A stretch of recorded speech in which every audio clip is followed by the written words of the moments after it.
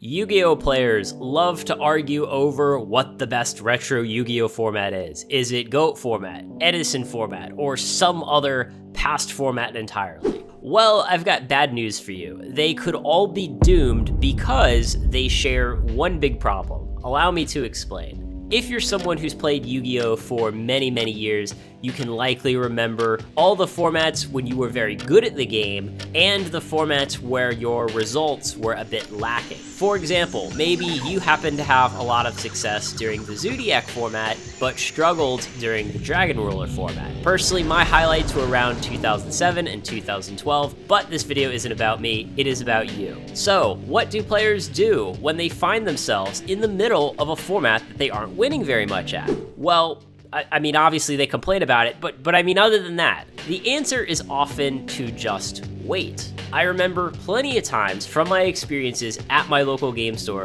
where I'd be trading cards with another player and I'd say, "Hey man, you playing in the tournament today?" And they'd explain that actually they were just there trying to trade for the cards that they thought would be good in the next format. So for example, they might say, "Oh, 6 Samurai are getting a bunch of support in 2 months, so I'm just gonna wait to play until then." Konami does change up the metagame quite frequently between new set releases and, of course, new ban lists. They do this with the profit motive in mind, but it gives their players one crucial benefit: time. It allows them to remain at least partially invested in the game through its ups and downs because of the continued hope that the format could take a turn in their favor. Now, this is great for the less skilled players whose knowledge of the game is not so well-rounded. Remember that the game's community is built like a pyramid. We can't all be the best players, and the best players need a way to keep the masses below them playing in order for them to thrive. Now, you understand how this contrasts with any retro Yu-Gi-Oh format. If you're say you're a GOAT format player with a poor win rate, you can't just sit on your ass and wait until the format shifts in a direction that favors your strengths and skill set more. Yeah, like the meta does change a bit from year to year, but the card pool and the overall fundamentals don't change at all. If you find yourself losing over and over again, you are forced to reckon with the fact that other players are just better than you, which is something that many Yu-Gi-Oh players do not want to have to do. So if you care about winning, you're either going to do one of two things. You are either going to quit the format or commit yourself to getting good. And if a substantial number of players get frustrated and quit, then that pyramid collapses in on itself. But hold on, you might say. There are plenty of other competitive strategy games in which the rules and the game pieces don't change, and yet they're still going strong decades or even hundreds of years later. Let's look at Texas Hold'em poker, for example. Poker survives through a mechanism that I call the illusion of luck. The game has high enough variance that most bad players do not even know that they're bad. Everyone gets their time in the sun enough that it affords them the luxury of chalking up their lack of success to bad luck, which works out pretty okay because everyone knows what they signed up for: a game with massive variance. Over extremely large samples, differences in player skill do become visible, but most people do not understand statistics well enough to really recognize these differences. You might think that Yu-Gi-Oh as a card game, hey, it also has a luck component, which it does, but the variance is not quite high enough that the weak players can just get lucky and run really deep in a tournament. The two games are just not remotely in the same ballpark here. But then you have chess, a game that is 100% skill and is still going strong hundreds of years into its creation. Why is that? Shouldn't the weaker players get frustrated and all quit? Well, chess, despite being a strategy game, has a community that treats it more like a sport. Obviously, I know I'm never going to beat LeBron James at basketball, but I still might have fun playing a pickup basketball game with my friends. And I also know that I'm never going to beat Magnus Carlsen at chess, but I could could still get a lot of enjoyment out of playing chess with someone close to my own skill level. These games are perceived as a testament of skill and hard work. We respect the GOATs of sports and chess because we know how difficult it is to get to their level. But Yu-Gi-Oh players tend not to really think this way. We like to all think of ourselves as skilled when we win and the victims of luck or an unfair format when we lose.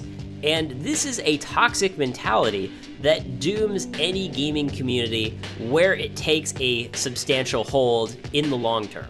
I was actually there when the GOAT format revival first took off in 2012. And I'll let you in on a little secret. I wasn't very good at GOAT format then.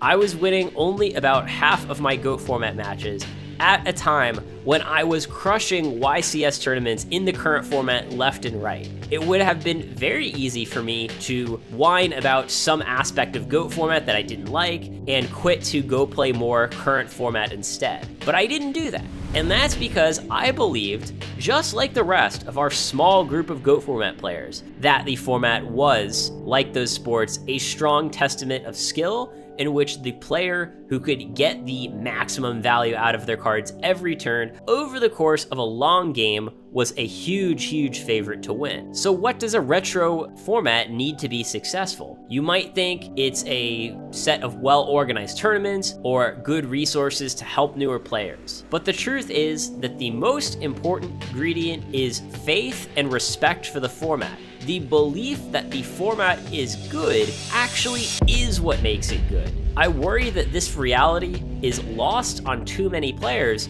regardless of what format they like to play. Of course, you're allowed to have criticisms, and no format is ever expected to be perfect by any means. But you have to understand that if you have that toxic mentality where you define a good format as a format where I win the most games, then that is a self-defeating philosophy, as you can never have a format where everyone wins the most games. I can't tell you exactly why Anthony Alvarado is winning the most games of GOAT format right now, but what I can tell you is that he knows something that his competition doesn't. You need to have respect for the winners and also respect for the losers. If you take the view that whoever is crushing tournaments is just lucky, then it's easy for the weaker players to go and blame bad luck for all of their failures, get frustrated, and then go quit to play a better format. On the other hand, if you just sort of tell all the losing players, hey, you suck, get good, scrub,